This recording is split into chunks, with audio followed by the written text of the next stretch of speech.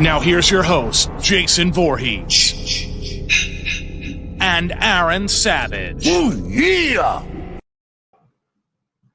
Hello, everybody, and welcome to another edition of the Sports and Metal Podcast.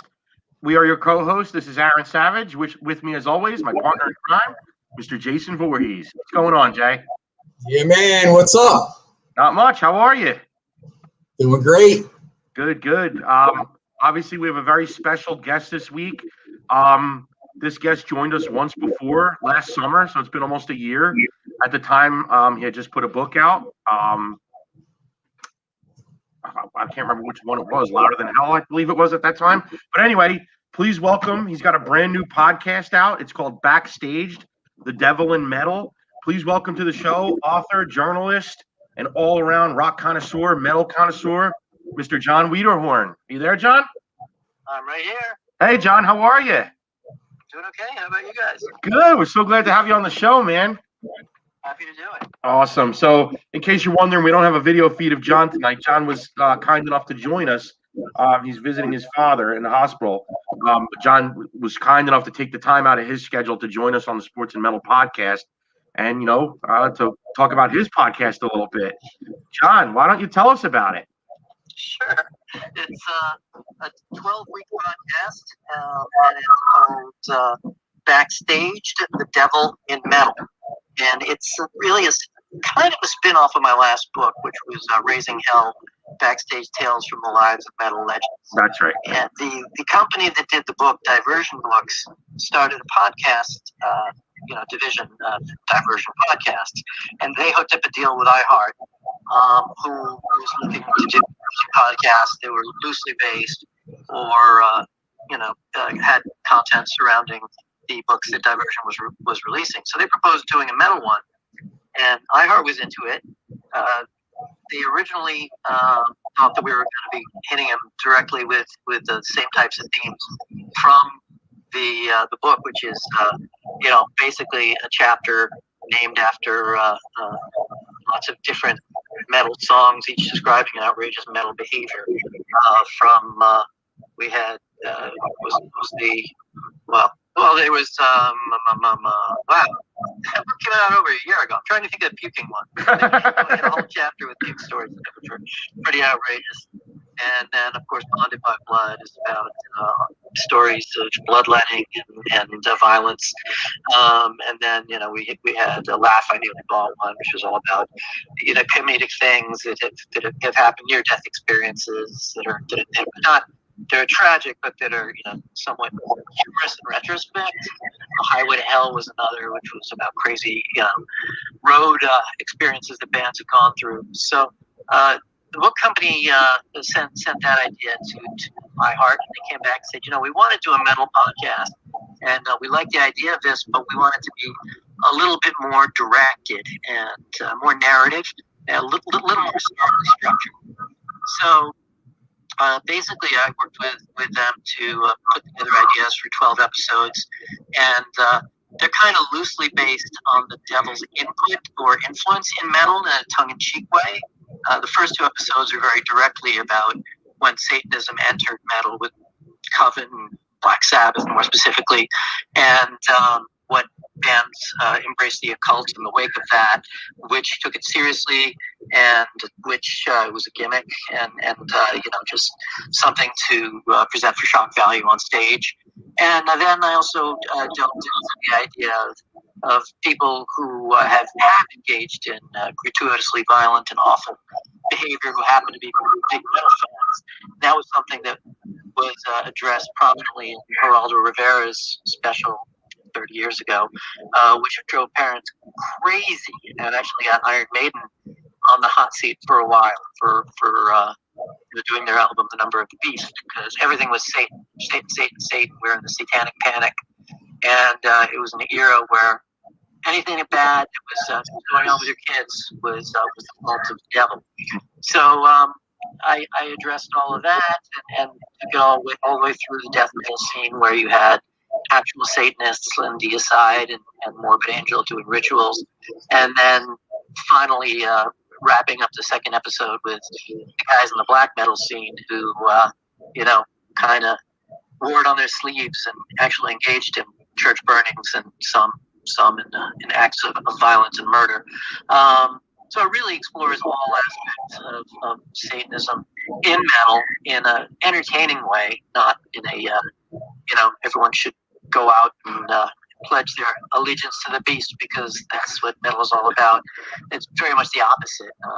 I feel that if you're a big fan of horror films, or if you're a big fan of Clive Barker or Stephen King, that's just the same as being a big fan of death metal or black metal. Even, you can enjoy whatever you enjoy as long as you're not inflicting any evil upon the world and causing harm to others. And I think music is a fantastic outlet. But with the basic devil premise, we've then used it for an episode this week is all about the way that Black Sabbath used the Diabolus and Musica as a music theory scale, basically, that is the tritone, the flat fifth that Tony Iommi used very prominently, and was the first metal guy to really do that. And it basically birthed the minor key evil sound of metal. And then I also really addressed why that happened and how he got inspired to create those sounds. And in a large sense, it was because he had to find a different way to play guitar after he had a horrendous accident in an industrial plant he was working at, cut off the tips of two of his fingers. Mm-hmm. He could no longer play the guitar the right way. So he had to learn to play the wrong way. And, we can thank him for that. So it's a pretty interesting approach. I love podcasts about metal, and I love sit-down interviews with metal personalities and people involved in metal scene. But I hadn't really heard that many metal podcasts done in a narrative way, the way, say, a true crime podcast is done, where you have a storyline and then quotes from people. So I tried to build something that kind of developed in that way, and was structured as stories and anecdotes about metal, as opposed to being about specific metal artists. Mm-hmm. And having said that, Tony Iommi is very, very heavily represented in the next episode, which airs this Friday. And in future episodes, I have actually a double episode on Ron Halford and his tremendous contributions, and also how he was becoming the metal god and fighting the metal fight to be primo metal singer and establishing the metal look, all while using the tropes from the underground and the gay lifestyle, and how he had to hide in the closet really for 30 years, yeah, while becoming a huge celebrity. So he was very forthright in our interview and candid. It's somewhat, it's not based on it. It is Confess, but it covers a lot of that same type of subject matter, and it's really fascinating. He's a great singer and a great guy.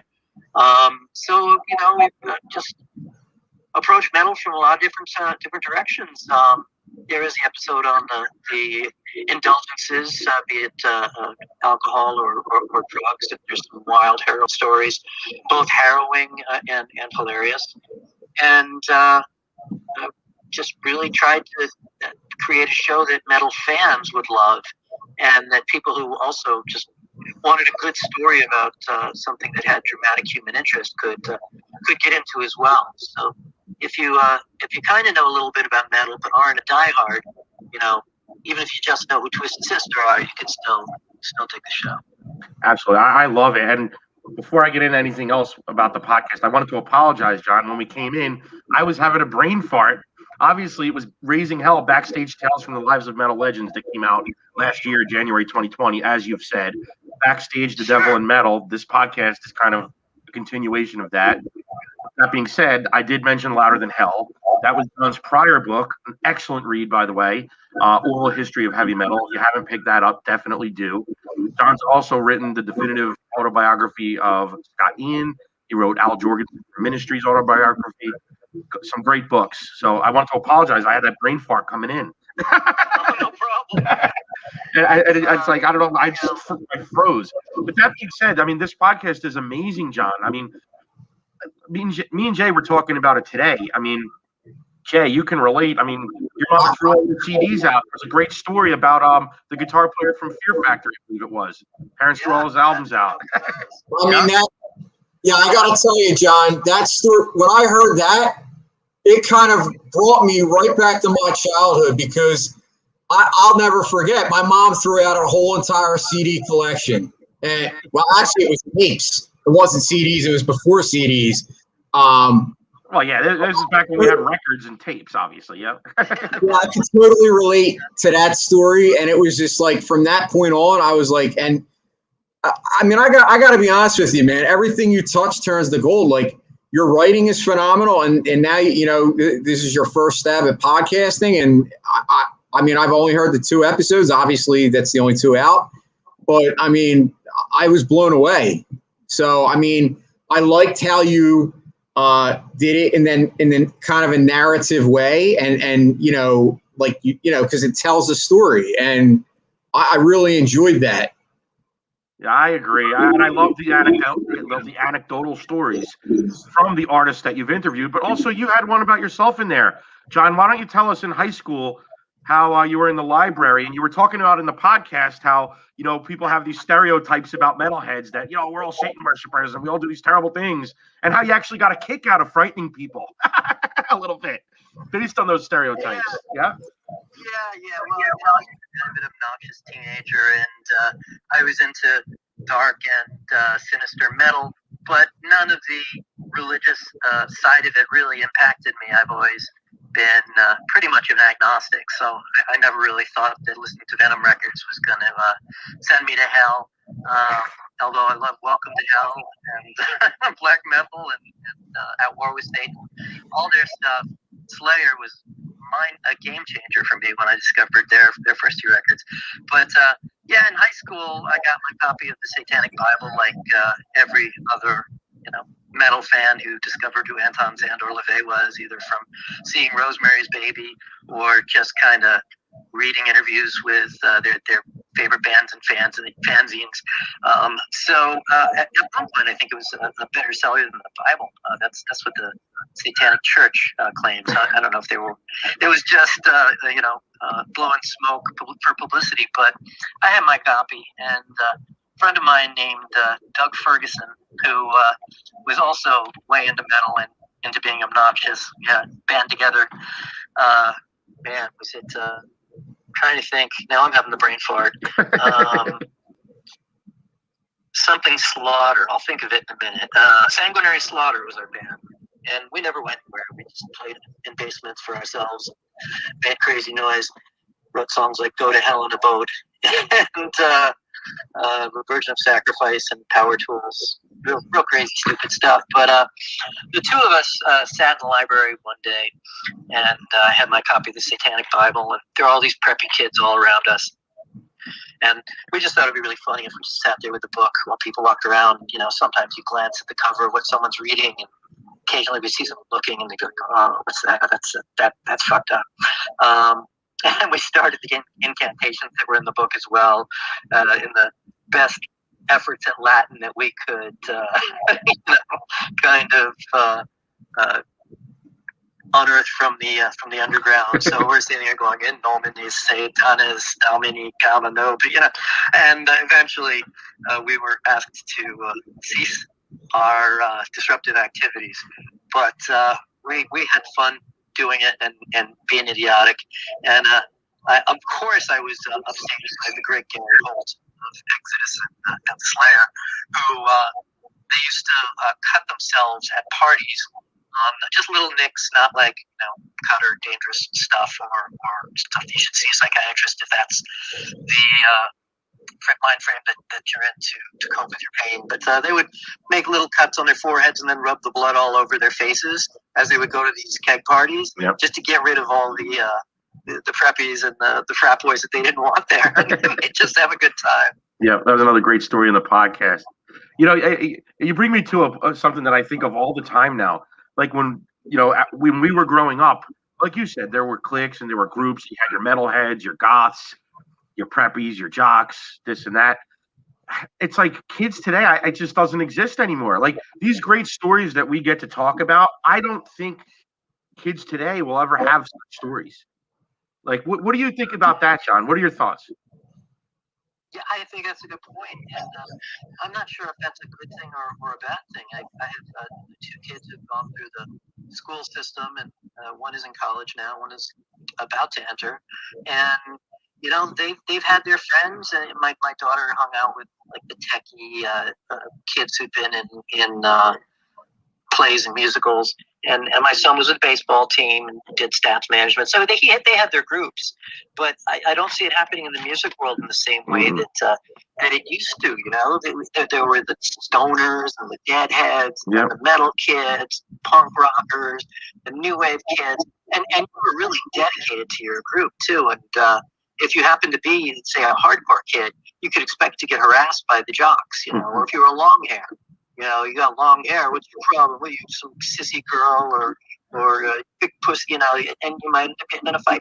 I just don't see with Hot Topic culture and Spotify proliferation.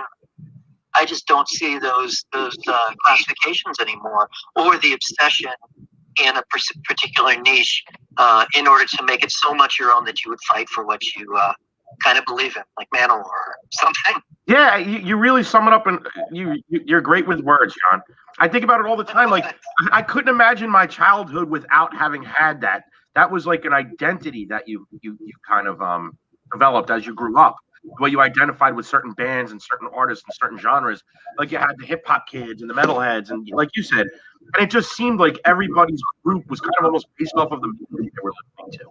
The only other thing that may have had a similar influence may have been sports, like if you were on sports teams. But even there, it just seemed like everything was revolved around the music that you listened to, who you hung out with, Right.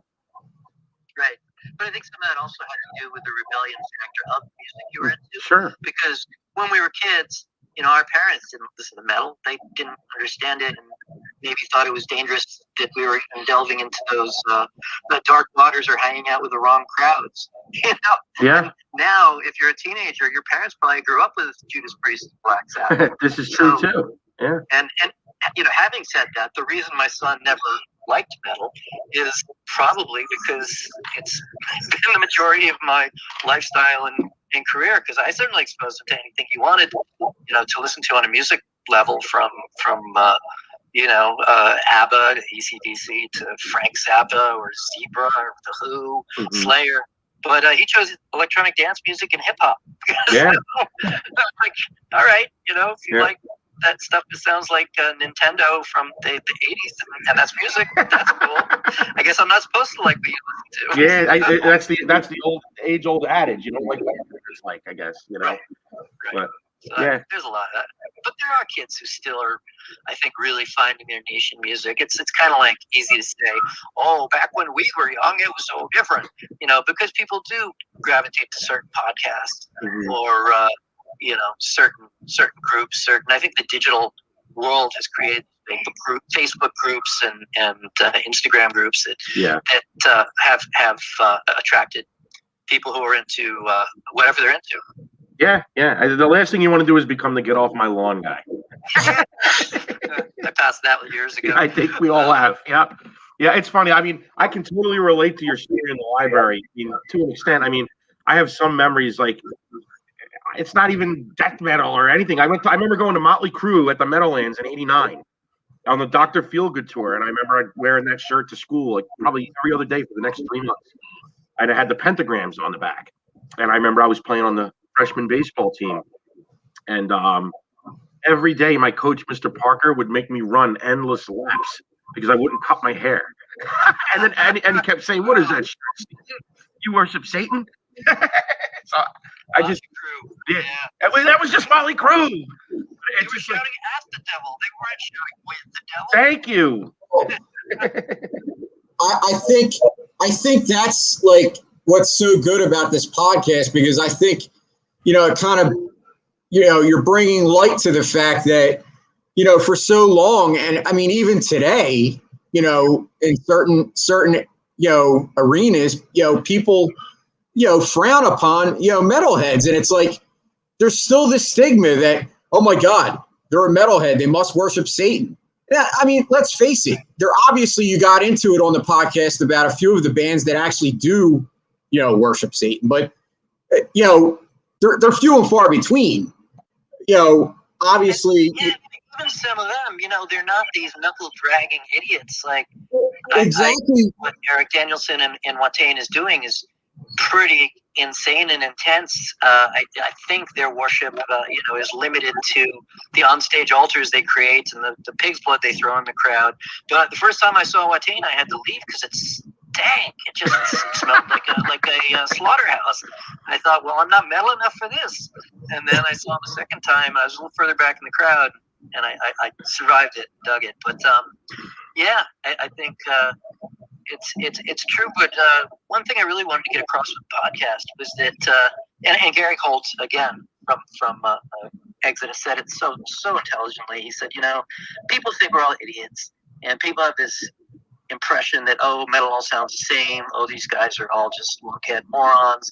And he's like, metalheads read, and metalheads read a lot, and they may be reading H.P. Lovecraft, or they may be reading Stephen King books or Anton LaVey or even Aleister Crowley, but they're reading and they're absorbing it and it's becoming part of their culture, and it's not like these guys are idiots. And then he said something kind of funny. He's like, they may not be reading I think he said Jane Austen. He's like, well, I like Jane Austen, but so but Gary's a literary guy. That's so cool. Yeah. You look at him and he just love him to death, but he sure looks like a serial killer. And I'm sure you take that as a compliment. Yeah, I think you're right. But again, serial killers don't look like metalheads. So, there's that. Look at watch any of these serial killer movies or shows, or they're all real normal looking guys who are in, their community councils or local government and seem to love children, and it's the quiet ones that you have to. It's funny to mention that. I was just watching a 2020 the other day about the Gainesville Ripper. What was his name? Danny Rolling, I believe. It was he committed all these murders at Florida State University in like 1990, and it was funny. I'm watching it. They're showing all the old footage like at that time, and when he was when they hadn't identified the killer yet, and literally it was actual footage from a news broadcast in Gainesville, Florida, where they had arrested somebody else that they thought was a suspect, and they said, the newscaster literally said, he listens to heavy metal music and he likes to stay out late hours. Could you imagine that even being said today on the news? Yeah, it hit home. It's funny. I just watched that, and then I'm listening to your podcast, and it's like, yeah.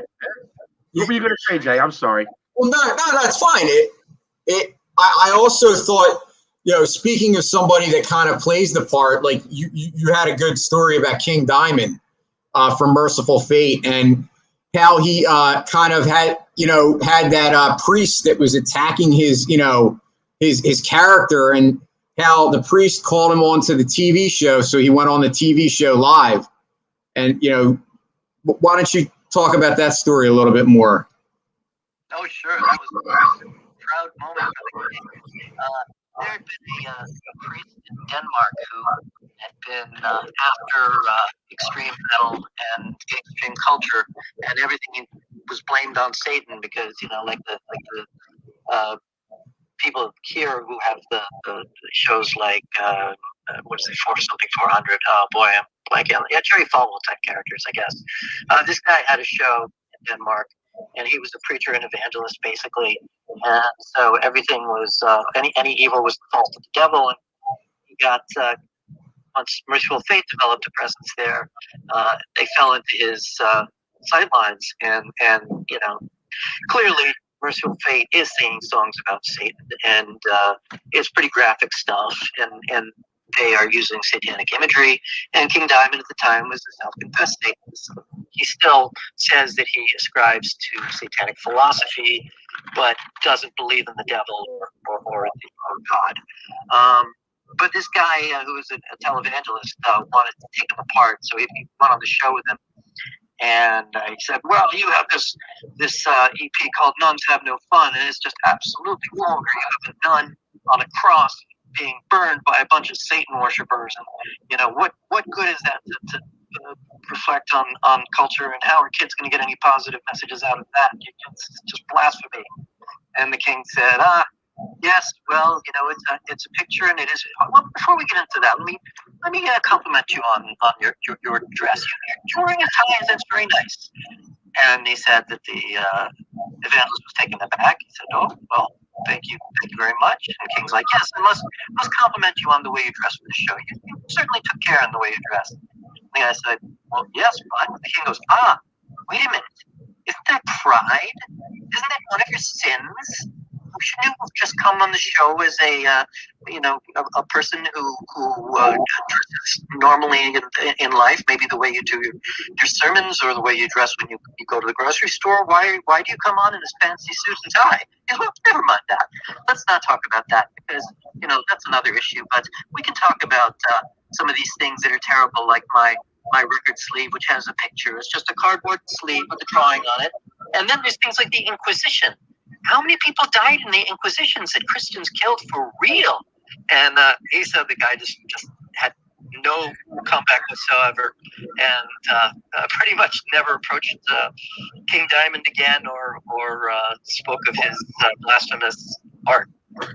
That's a great story, man.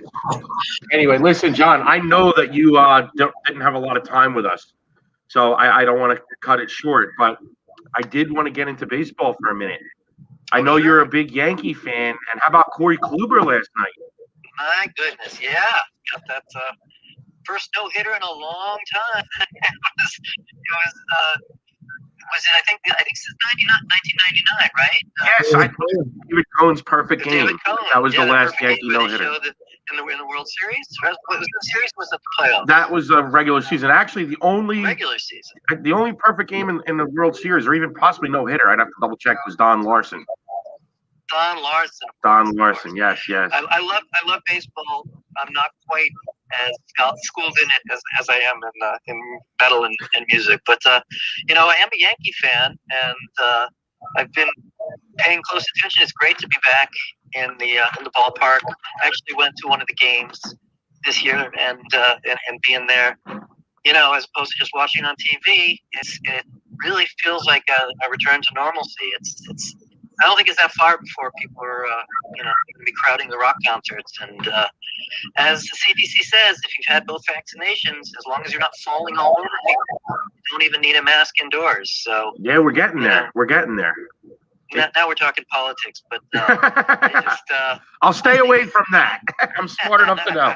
I just think if we want to reopen the world to entertainment and culture, then you got to follow the science. And yeah.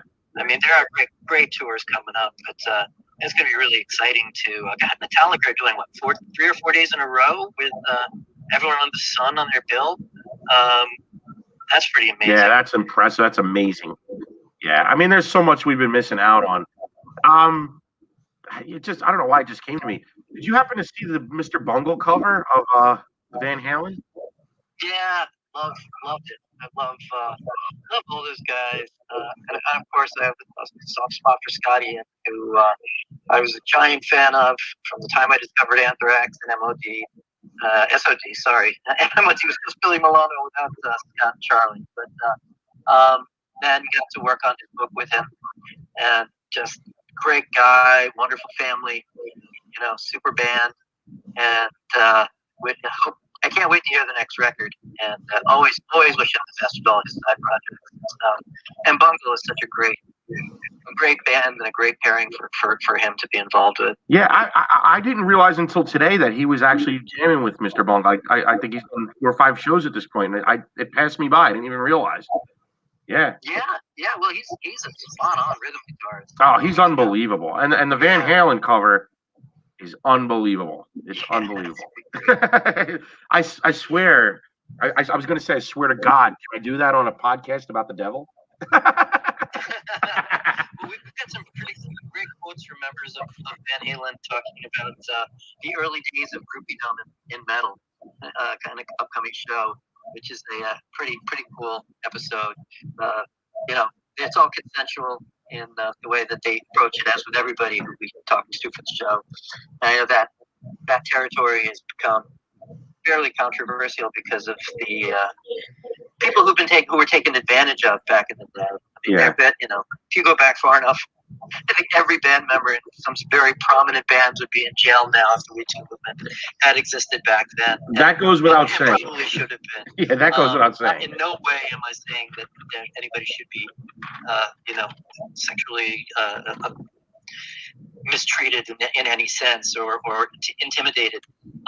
But when it's consensual and you have porn stars talking about what they did with rockers, and you have rockers talking about what boyfriends wanted them to do with their girlfriends, people who were in their 20s or whatnot. These guys were young and weren't married yet. You've got to have a lot of pretty crazy stories. Yes, you do.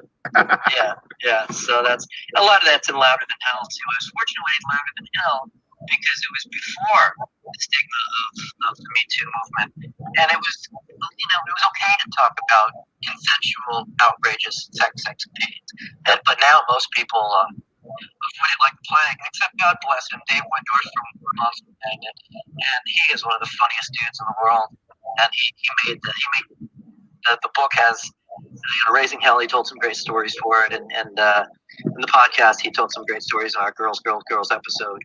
So yeah, if you like exploring all these avenues of metal, I really tried to put together a show that would be a fun listen and that would be somewhat educational, but would really appeal to people who loves metal. And it's really a toasting of the glass, not a throwing anyone under the bus. Yep. Yeah, and we love it. We love the new podcast. Everybody, if you haven't checked it out yet, check it out. It's called BackStaged, The Devil in Metal. Your host is John Weiderhorn on that, our guest tonight. And John, Jason and I are very gracious that you were able to take time out of your schedule. We know how difficult it was for you to do this tonight, and we're very appreciative that you joined us tonight. Thank you, John. Sure, I love what you guys are doing, and I feel honored that you asked me to come back. After last time, I thought you said, "Oh my God, not this guy again." Now we hope when your next book comes out or whatever it is, we'll have you back on again. We'll look forward to it. That'd be awesome. Thanks so much, guys. Thanks, John. Thanks, John. We appreciate it. Hey, everybody. We're glad you joined us tonight. This has been another episode of the Sports and Metal Podcast. We're your hosts. This is Aaron Savage. Rock on. Jason Voorhees. Peace out. And that's our show. Tune in next time for more Sports and Metal with Jason Voorhees and Aaron Savage. Woo, yeah! Got something to say? Hit us up at sportsandmetal0423 at yahoo.com or on Twitter at sportsandmetal.